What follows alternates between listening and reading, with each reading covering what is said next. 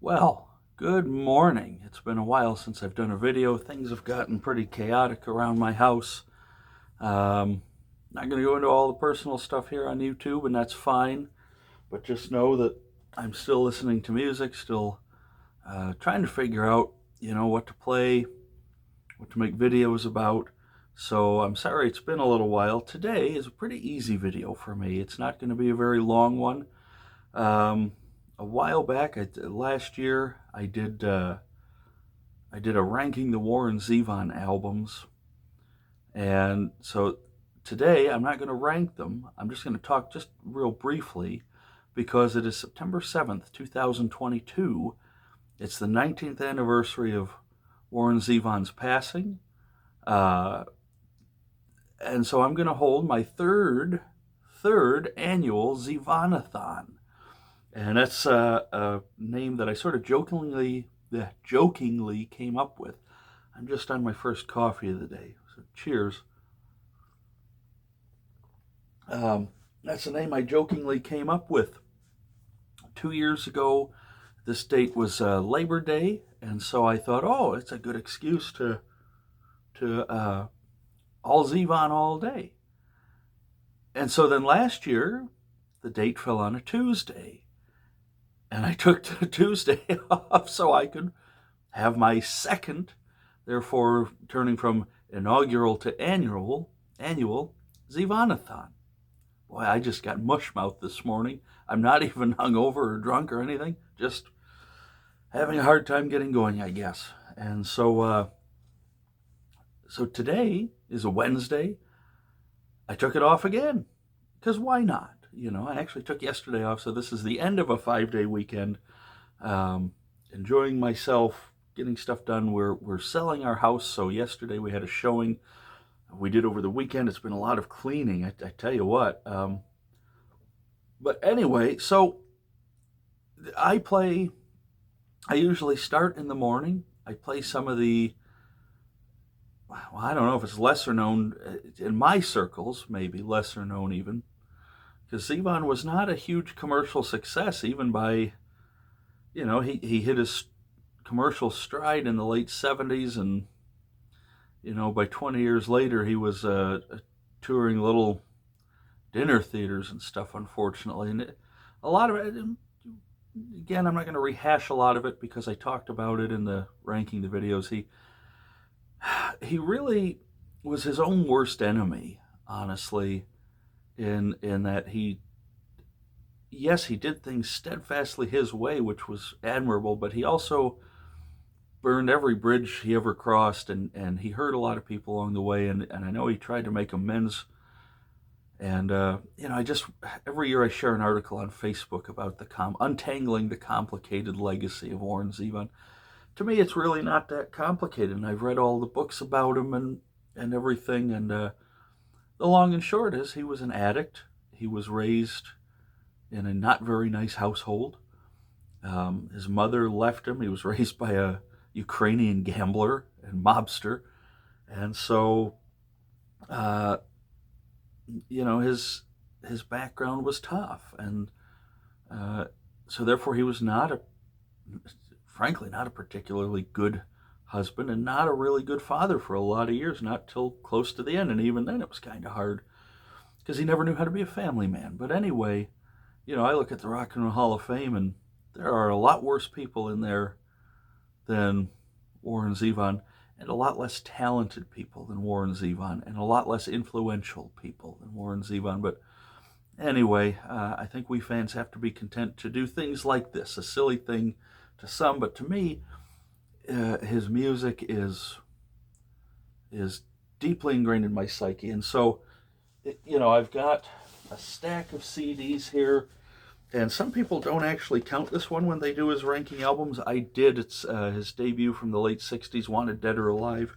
I'll play some of that, and then, just a whole stack of others there. And then there are some repeats for the vinyl, but that's okay. Of course, the debut is going to be played later today. Excitable Boy, Better Copy of Excitable Boy. Might even Bad Luck Streak and Dancing School, and then, one of the best live albums of all time, Stand in the Fire, reissued 2 LP, Stand in the Fire. The Envoy might get some play, might not. Sentimental Hygiene is definitely going to get some play. This is one where, if you remember when I did the ranking albums, I had said it was really low for me, but then the more I listened to it, the more I've turned to this one, and it's brilliant. I love this album too. My Rides Here, his last studio album before he found out he got sick. And then just a record store day collection, Warren Zevon's greatest hits according to Judd Apatow. And I love this because it's of course, a live version of Werewolves of London is on here, but so many other great songs. And part of the reason too I wanted to do this video real briefly today is because for the first time in a couple years, aside from the record store day release, I managed to get a couple of Warren Zevon albums that I didn't have in my collection in vinyl format. And the first one, it was re-released on vinyl this year, and I have the CD, but this actually has bonus tracks, Preludes, rare and unreleased. His son was going through a big piano case in one of Warren's lockups, and this is demos from, let's see, the picture is January 68 on the back, and so this is a very young Warren, but these are all demos almost of stuff that he would later record. Some songs he never put on an album, but there are some brilliant songs on here. I love Studebaker. There's Accidentally Like a Martyr that is not even close to the album version. Steady Rain on here, a brilliant version of Hasten Down the Wind, which, okay, I said I wasn't going to talk personal stuff. I'm going to keep it real simple. Started going through a divorce here this fall, or late this summer. It's not quite fall yet. And Warren's song Hasten Down the Wind has become my divorce song. And, I hope I don't get sued for copyright infringement here. She tells him she thinks she needs to be free. He tells her he doesn't understand. She takes his hand and says nothing's working out the way we planned.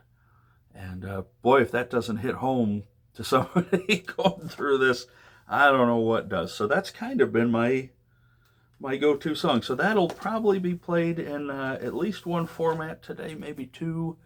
So anyway, great New West Records finally got this out on vinyl with more tracks and a great book that goes with it. And then one of the dark horses perhaps in Zevon's catalog. Nobody really expected him. This was the follow-up to Sentimental Hygiene. I was able to finally score a vinyl copy of Transverse City, which I don't think there are that many available, and I paid a little more than I wanted, but it happens. But when it's something you want and it's something that means something to you, then, sometimes you go for it. And so anyway, this was his post-apocalyptic sort of, gosh, I don't even know how to describe it, more electric, some electronic. He talks about, the Cold War and perestroika happening and geopolitical issues going on. But then there's, Splendid Isolation was kind of the minor hit off this one. It wasn't a huge hit for him, but ended up being a hit as far as Zevon goes. So, yeah, just being able to score this. I was going to wait. I got it a few weeks back. I was going to wait to play it till today. I couldn't wait, so I've spun it once, but this is definitely going to get played again today. Not the place to start for Warren's music. If this is probably not a proper introduction, that would be either the self-titled or Excitable Boy. I would start there.